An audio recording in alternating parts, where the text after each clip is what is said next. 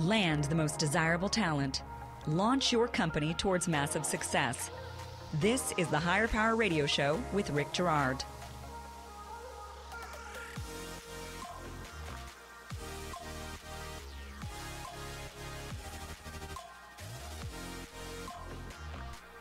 One, two, three. Oh, you have your mic on. I have my mic. Oh, let's do this. Yeah. All right, let's restart. It's a good thing we had an early start here.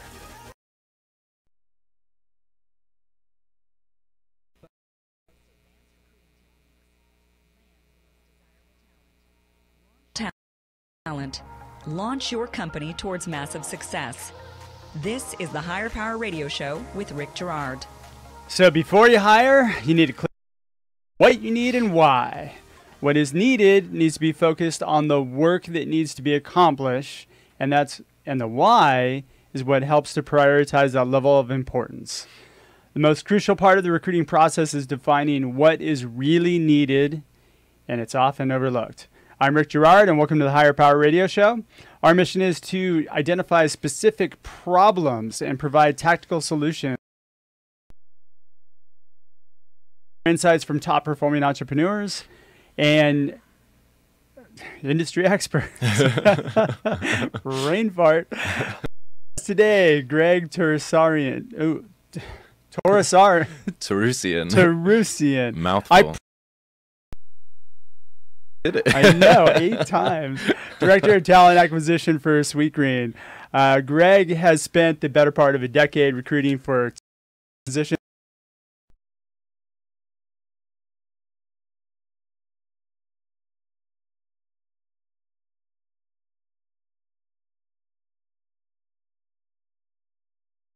Glad I could help. That's why I needed to bring you on.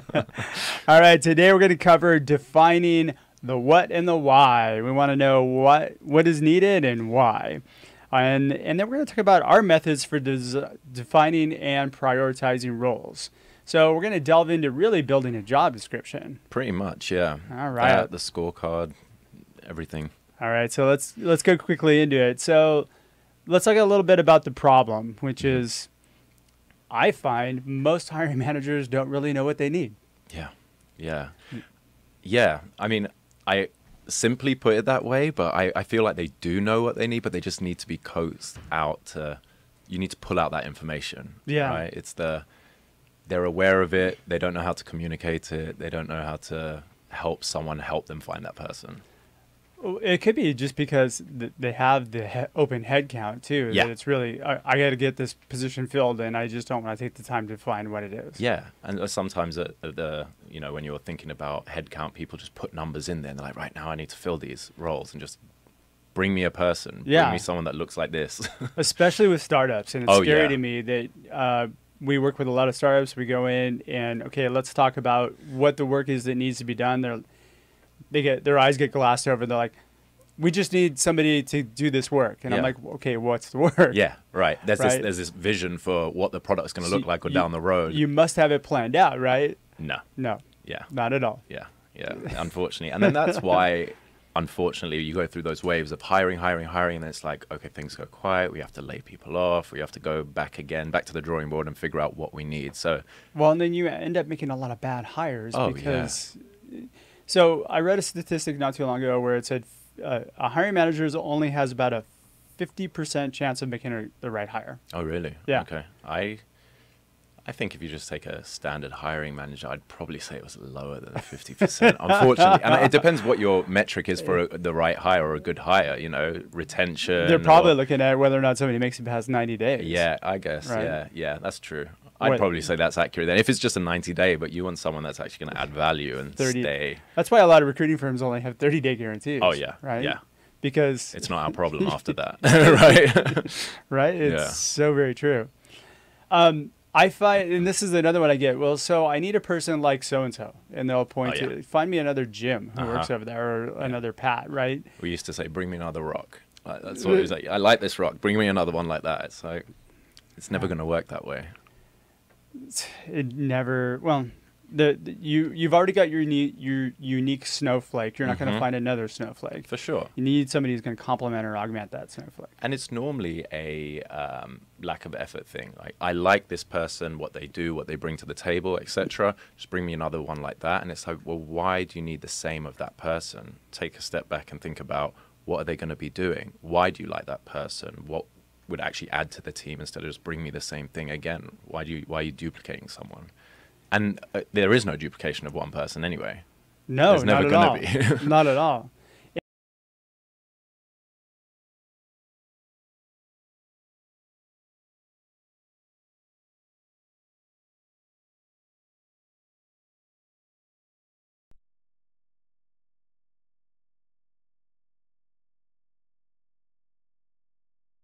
Advantage of the fact that Of course, we take advantage of the fact that they don't pay attention to that. Yeah, and like you mentioned stats earlier, there's always these reports, there's always these articles going on out there about engagement and retention, and like that. Even if I lose out to someone else, another hiring manager or company, then they take a candidate that I've been working on.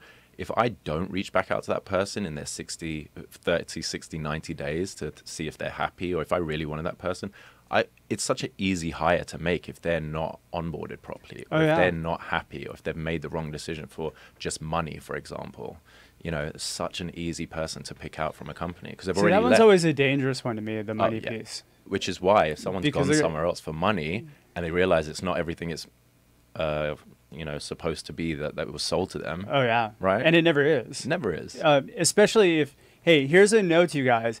If the company is selling you a bill of goods and they're like beating everybody else's offer, there's a pretty good chance that you're walking into a shitstorm. Oh my gosh. And you said that about scaling quickly as well. I mean, there's a long list in LA and we won't name companies, but... Oh, let's name them. No, let's not do that. I know people at them, but they scale way too quickly, right? And then... Unfortunately, the recruiters, it's a double-edged sword because you look great because you hire so many people, but then after the fact, you're like, well, there's no real level of quality control. You know, I hired 40 people that month. Great, but did you hire them or did you just push resumes across and they were hired? And then... They were order takers. Right, and then... Right, and they were just shuffled through the process. Yep, and then there's high offers going out. That ends up costing the company a lot more money. Oh, my God. Yeah. In the long run, you know, let's say 50% of them work out. You still have to retrain, repurpose those other 50%. It's the knowledge loss as well. If you have people that are heading up projects or they're managing teams, or, you know, if you hire someone, a senior leader, and they bring a team with them, and then they decide to leave because they're like, this place is a mess, they're going to take their team as well. The team's going to follow suit. Better yet, here's the challenge that I've seen with scaling is that you've got a couple really key people that are really good, and then you have this hiring push and you just push a lot of people in there to get the work done. That really good person's going to get frustrated because they're going to have to carry more of the load. Right. And they're going to be surrounded by probably B- C players, maybe even D players who just happen to be nice. Yeah. And then they get frustrated and they leave. Yeah. Now what are you stuck with? Exactly. Crap. Right. Right. You can always tell that. Now, I'm not saying people are crap. I'm just saying the output. Yeah. And you can always tell that from their recommendation or their referrals that they give once they leave somewhere. There's always like one key person, like, I'll refer that person. And you're like, but you had such a large team. Yeah, but I wouldn't want to work with them again. Yeah. And that speaks volumes, right? All right, let's shift gears a little bit and let's talk about what we're supposed to talk on. Because you and I can sit down and talk about this forever. Going down rabbit holes, yeah. I know, right? So let's talk about the what. Well, we talked a little bit about the what. Let's talk about the why. And I think this is a question that doesn't get answered when you go in and you sit in front of a hiring manager. Why do you have this role open? Why is this important to get this done? That is something that often, like, again, during the headlights, I don't know. I mean, I have work that needs to be done. But why is this important to you? Right. How do we prioritize this? And what's the level of importance to this work getting done to the company? Because really, it's about the business. Right. Overall, it's not about your ego. Yeah. So. And yeah, it's not about some side project or something like that, or someone just picking up work that's not being done. What impact's this going to have? Is it something that's integral? Is someone else doing the work right now? You know, is it a brand new project? And that's important, but where does that fit on the company's priority list? Yeah. Yeah. let's sit down and actually, so let's talk about outlining this, because I think this is a really important thing. I'd like to give our audience, or give entrepreneurs or executives that are out there, at least a better clue as to, okay, look at, we need to plan for this first. So let's think about, how do you sit down and write a job description? Right. And a job description is not a wish list of skills. So get yourself out of that mind. It's not something that you reuse that you posted 9 months ago. It's something that you really need to like put some thought into. And plan. Just like you're planning your funding. You know, you spend more time planning what you're going to work in the morning, or what you're going to wear to work in the morning, than you do writing job descriptions. For the most part. And it's so important. I mean, I was listening to one of your other shows, and you were talking about one of your other episodes, and the difference between a job ad and a job description, right? And it needs to be enticing. It needs to outline the real, the bulk of the work, the bulk of the role, what it's going to look like to someone, and why it's important. Well, if you look at a job board, don't you get grossed out by looking at, oh God, you look at these job postings, you're like, oh, you must have this, and you must not have anything. Okay, great, you're a company with a name, that's awesome, but like, I've never heard of some of these companies are like little rinky-dink companies that are saying, like, holding this high bar and this high standard, like, we are the best thing in the world, and you need to kind of fall into our whatever. I'm at a loss for words. You got me verklempt. It's a lot of that falls back on the recruiters, though. And unfortunately, you don't know what you don't know. So some of these hiring managers aren't having to recruit, or it might be the first time they've had to recruit, or they join a company that doesn't have someone in their people team, HR team, or recruiting team that can actually guide them and say, let's make this a little bit sexier. Let's make this more enticing. Would you apply to that? It's a simple question. Is that what you're writing going to make you want to apply? No. Well, initially it's the executive. Like it's the responsibility lies on them first, right? Because they got to attract people. For sure. And then it's going to flow through to, once you get some staff, maybe you can offload some of that to an admin. Right. Teach them how to do that. Yeah. But it's on the executives and the hiring managers. First and foremost. For sure. They need to think about, why would anyone want to be in this team? That's a different why, right? Why I have this role open, great, but why is anyone else going to leave their job for this job? And all they have is the job description to go by initially. Exactly. Hey, if you're just joining us on the live stream of the podcast, you're listening to the Higher Power Radio Show. I'm your host, Rick Girard, and we're talking to Greg Toroosian, the Director of Talent Acquisition at Sweet Green. I practiced your last name like 85 times today, man. This is going to be like... That's great. I do this all the time. I have at least one burp on a daily basis.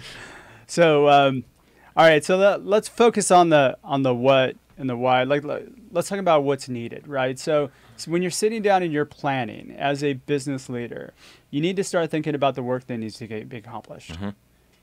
And in my opinion, you need to outline all that work and then prioritize it. Yeah, definitely. What's next? For the hiring manager? Yeah. Or the recruiter. I mean, you're writing a job description. If I was a recruiter coming into that and I have a hiring manager, it would be great to get in front of a hiring manager before they've even done their job description. Well, they tell me, they have a need. All right, let's do our intake. And I'm going to help you. I'm going to help you think about this the way that is going to make the most sense for you to write a job description, for you to hire, and for me to go out and find you someone. Now, your intake is basically your job description or your intake. The way that my intake works, it's about a 3-page document. It outlines everything from why this role's here. Is it new? Is it a backfill? With sourcing criteria, are there target companies, projects, schools, referrals, anything like that. Okay. And then what the actual process looks like. The bulk of the time that I spend, and by process I mean, is there technical screening? Do you need whiteboarding? Is there a presentation? Is there going to be remote opportunities? Are we going to fly? So there are hoops you have to jump through. Everything. Okay. Is there something for me as a recruiter that I can help to knock people out earlier in the stage? Technical knockout questions or specifics that they've done to say, we'll actually consider someone. If they haven't done that, don't even bother bringing them to me. See, but those need to be tested. Like, Oh, yeah. why is that important? Because I think that But there's people who the why have on it, yeah. transferable skills, Yeah. something that's similar that can be brought to the table that actually enhances that person's career, that person's going to do a better job than, hey, I've already done that for the past 4 years. Right. And you're asking me to come do the same thing again. Yes, I used to say yes 100% until I was hiring at my last company, and I was like, had the same pushback, and I was hiring for a senior DevOps engineer. Okay. So we're going through, and I actually built this scorecard there first and tested it. And luckily I was using technical and non-technical. So I had a good proof of concept, Okay. And the main bulk of it was like, look, we need someone who's migrated from a physical data center to the cloud using nothing but infrastructure as code. And I was like, why? Why can't we just, there's tons of DevOps engineers out there. And again, DevOps is such a loosely used term, right? Sure. So, but I was like, why is someone who's done that before going to come here and want to do it? And it was like, well, this is the rest of the stuff. If they've done that, this is what they have the ability to do, or should have the ability to do, or foresight to do, or the technologies they've looked into. But this is the original body of work. And then we're looking forward to the next wave Okay, of it. so then they're providing a growth path for that person. It Okay, was like, I come in see and do that. that. That makes a lot of Yeah, sense. come in and do that, but you're going to do that with a view of doing this. We're transferring from physical data center to the cloud so we can scale, and then you can use these technologies, and we can be cloud agnostic, and we can do all of this stuff. So That makes perfect sense. Right. I mean, Otherwise, that's it's where like- you have a shoe in, because there's probably not a growth path for that person in their current No. role where they can go somewhere else. Right. So there's your hook. And right? for me as a recruiter, I'm like, easy. I'm going to speak to all of these people, and if they haven't done that, I know they're not going to be suitable, Perfect. right? The tech recruiting is actually much easier. Oh yeah, it's a lot more black and white. Yeah, yeah. And people get really confused by it, but it's actually easier than placing a marketing person because it's Oh, yeah. subjective, right? Uh-huh. So Project, product. I read all the yeah, content. I'm yeah. like, wow, this sounds amazing. This story is amazing. Uh-huh. And then the other person looks at it and goes, oh God, this is crap. Right, You know? So right. whereas code can be somewhat subjective, but it works. If you can Yeah. show that it works and it works Exactly. well, then And it's just the way of thinking, can you talk through it? Why did you choose this over this? Is there a better way of doing it? If you have the mindset, or even the way of just reviewing your own code and thinking about like, oh, actually I'm open to other inputs and I could have done it this way, but this works. How can I optimize it? Most hiring managers, or competent hiring managers, would say, yes, that's the type of person we want. okay. So we sit down and we go, hey, we need this work done, Mm-hmm. X, Y, and Z, Yep. right? Then you prioritize it. Let's say you have 10 things that need to be done. Mm-hmm. How do you prioritize them? As a hiring manager? As a recruiter, as a hiring manager, just sitting down, take me through your process of, Yeah. okay, what's the most important thing to do here? Okay. And why? So a lot of that comes out when I'm building the scorecard with Okay. the hiring manager. So the sections that I'll have Like a golf scorecard? almost. My scorecard, it has about 5 sections on it. One is core competencies or candidate profile. That's more, I don't want to say softer skills because that's so loose, but it's like, if you're in a leadership role, is it cross-functional? Are you going to have strong influencing skills? Do you have to manage up? Are you presenting to execs, presenting to a board? Things like that some people have the polish or the experience to do, or even if they haven't done it before, do they show the abilities to do that sort of stuff, Got it. right? Because if you come from a very small startup where you've got 20 people and everyone's technical, if you're talking to your investors or your board or whatever, and now you're internally in a bigger company and you've got board members, board team meetings on site, things like that, how are you going to represent your department in that? That's the softer side. The Sure. bulk of it is the minimum and the must-haves, and this is Wouldn't the softer side also be culture? yes and no. I always test for culture throughout a process. So we would define, and culture is always a hard thing to define, right? Most startups are like work in ambiguity. What's interesting is that once people know the information about your company and they do Yeah. their homework, they fib. They lie. can Like sell they to fit it, themselves into the culture, For right? sure. But if you actually are able to gather that information prior to them Mhm. knowing it, then you can get a true idea of Yeah. whether or not they're going to fit in the culture. And that's where it becomes trickier. We can go down the rabbit hole of candidate qualifications because I love that as well. Yeah. We got like 8 episodes. Right. But yeah, to your point, I mean, the profile, the competencies, yes and no culture, but I find that every team within a company has their own culture. So the core competencies has to fit into that team and that role's culture specifically, because the leader of the team, group, project may be slightly different to the team members, and that's okay, and that's needed, right? Well, but fitting into the whole company as a whole, like you can come in and be like, I'm a rock star, I know everything, blah, blah, blah. And in a company that's very like, chill. But I think it's more about the cultural values in alignment. Oh, yeah.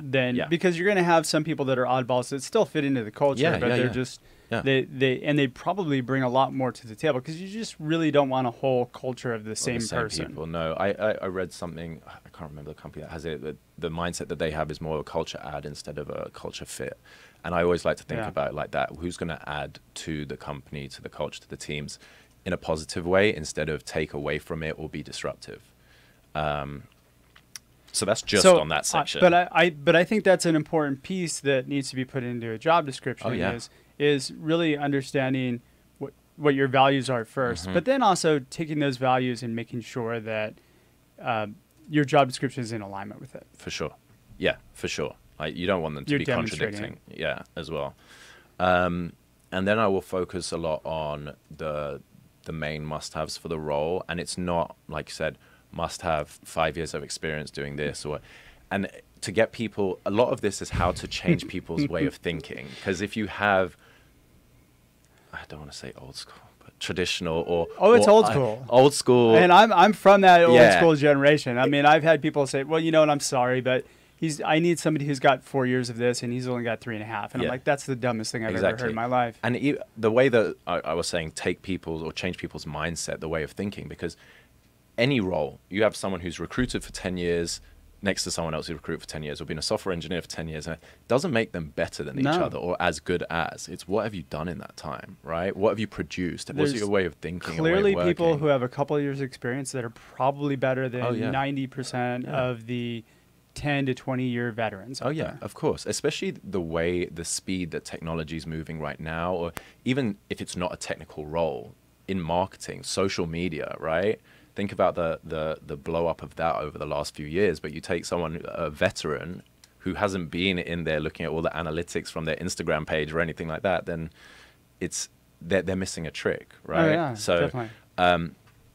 That's why I take the years of experience completely out of it, and I want to think about what are they producing, what do they need to do to add value when they get here initially, which is where that DevOps example comes from. What are they going to be doing now? What do they need to have ability for doing next? So talk me through that. Why do they need this language? Why do they need to do this code? And you just keyed upon something that's really important. What they're going to be able to do next. Yes. This is something that's not in job descriptions. No. You don't outline what the work is. You outline a wish list most of the time. But the fact is like, okay, so what are you going to do now? Right. What's next? Yeah. And then how am I going to judge you against that work? Right.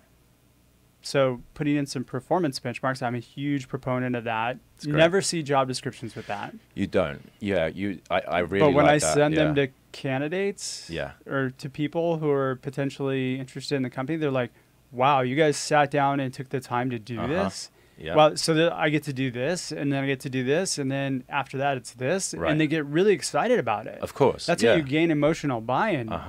Yeah. Because you sat down. It doesn't take that much time. It's like an hour exercise for me to sit down with my companies and go, okay, what are we working on first? And then, I'll get four or five things. What needs to be accomplished? Great. Now let's prioritize them. Great. Now that we've prioritized them, where's the career path here? Because that's what you're selling right now. Exactly. And what does success look like in this role? But not only is that valuable for you as a recruiter and for the candidate, but the hiring manager, 95% of the time I come out of a conversation like this, and the other 5% of the time it's because I've had the conversation already, but that 95% of the time they say, this has been super helpful, this has been valuable, I need to edit my job description. I didn't think about it like that. And it's a lot 30-minute time slot, it always goes over because there's these conversations have legs. There's so much information that can come out because no one's helping you think that way. And you're not. I mean, it's not your fault. Again, you don't know what you don't know. You think about it like, I have this headcount, I have this need, let me go out and get it. But let's think about it a little bit longer term or from a different angle and how are we going to help us hire the right person? How am I going to help my interview panel interview this person effectively? Well, it's just like architecting the work, Oh, yeah. right? It's just another step in sitting down. It doesn't take that long. Answer the where, like what it is and why. Yeah. And that's really what's going to attract people to your company. For sure. And for help them sure. hire. Yeah. And that's how you write a job description.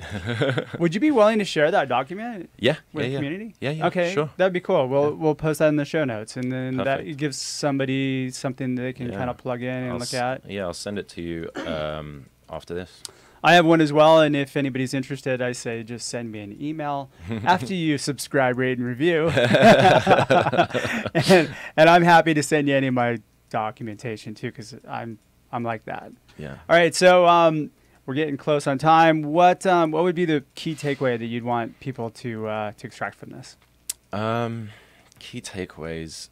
I think we touched on it a bit earlier, but it's changing the way of thinking, helping people change the way of thinking. So if you're a recruiter, helping a hiring manager change their way of thinking, or a hiring manager changing their own way of thinking about this. If you think about, like, as a hiring manager, I would never want to see a candidate from a recruiter that hasn't been spoken to, hasn't been properly qualified, and I don't know anything about their aspirations or their needs, or how are they going to rank. Well, we should say that there's a difference. There's a recruiter, and then there's order takers. Oh, yeah. And Yeah. most of the industry is order takers. I would not want to see resumes, candidates, or even be involved in a process from order takers, because there's no control, there's no clarity, and there's no ability to close. No, it's just paper shifting. Exactly. Yeah. And on the flip side, as a recruiter, or even as a candidate, think about it from the candidate side of it. Would you want to be involved in a process that hasn't had that proper care or time to qualify it? A candidate qualification and a job qualification are as important as each other. Absolutely. The hiring manager, it's difficult for you to make the right hire. Forget making a hire. Anyone can make a hire, right? yeah. You can throw money at the problem. You can change your job description, title, whatever you want. But making the right hire for you, for your business, for your team, takes some time. And it's so critically important. Yeah. All right, we're going to wrap up today with a quote. Our quote is, "There are no secrets to success. It is the result of preparation, hard work, and learning from failure." Any idea who said that? No? Colin Powell. All right, so we're going to wrap up right now. Greg, thanks so much for your time investment today, and I want to welcome you to the Higher Power Radio community. So you're at a new company. What's the best way in which people can reach you and find out more about you?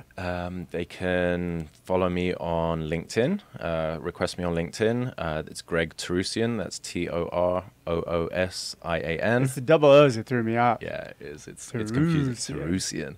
I should have said it like that. Greg Toroosian. I am on Twitter at Toroosian, and you can send me an email, greg.toroosian@sweetgreen.com. Perfect. And you're going to be speaking at the ERE conference coming up on April 24th, too. I am, yes. Yeah, I'm looking forward to that. Yeah. You and I are both doing that. Perfect. All right, I want to thank our listening audience for tuning in to this week's episode of Higher Power. A quick thanks to our team, our engineer, Paul Roberts, our producers, Andrea Ballin, Shanti Ryle, and Ayla Gerard. If you're listening to the podcast, please subscribe, rate, and review. We need it. All right, you can join the Higher Power Radio community at Higher, that's H-I-R-E, Power, P-O-W-E-R, radio, R-A-D-I-O.com. Or you can find us on iTunes, iHeartRadio, Stitcher, TuneIn, Spotify, and YouTube.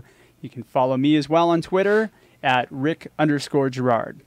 Tune in next week. Our guest is going to be Tevis Trower. She's the CEO of Balance Integration Corporation. I'm your host, Rick Gerard, and you have been listening to the Higher Power Radio Show. Aloha. Thank you for listening to Higher Power with Rick Gerard on OC Talk Radio.